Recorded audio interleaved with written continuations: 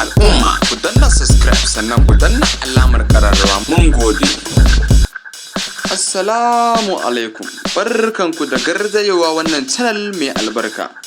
Idan yau ka fara zuwa ka danna mana subscribe sannan ka danna mana alamar kararrawa ta yadda za a sanar da kai da zarar mun ɗora sabon bidiyo. A yau dai mun kawo muku labarai da ɗumuɗumin sa, saboda haka mai sauraro buɗe kunnuwa ka gyara zama domin sauraro.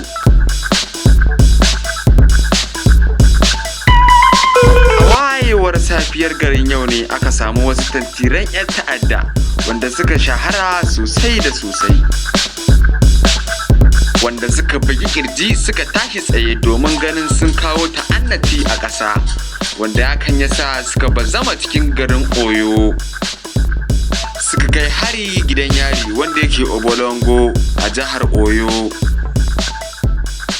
Shigar su ke da wuya suka buɗe wuta a cikin gidan bursin ɗin, wanda suka buɗe fursunoni sama da 150. Kuma 'yan jaridu suna tabbatar da cewa yanzu haka ma gidan bursin ɗin babu mutum ko ɗaya, wanda duk 'yan bursin ɗin sun zuba ta sun haura katanga sun gudu. A yayin da su kuma 'yan ta'addan suka ɗebi wasu fursunonin domin su mai da su 'yan uwansu. Jami'an tsaro sun bugi kirji sun ce a lallai sai sun gano inda wa'annan 'yan ta'adda suke, domin lallai wajibi ne sai sun kamo su da izinin Allah. Ka inna lillahi, wannan abu dai bai daɗi ba.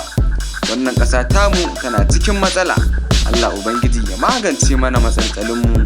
Kar ku manta ku mana subscribe ku danna mana alamar ƙararrawa mun gode.